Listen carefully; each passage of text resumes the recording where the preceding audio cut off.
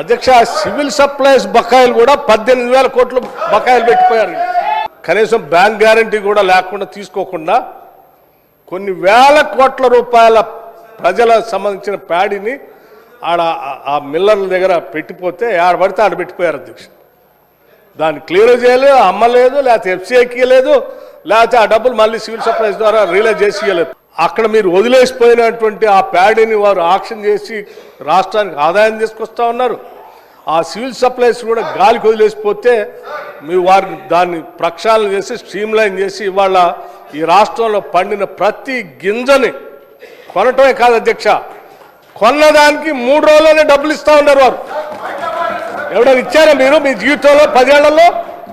ఎప్పుడైనా వారి జీవితంలో 3 రోజుల్లో డబ్బులు ఇచ్చారు అధ్యక్ష?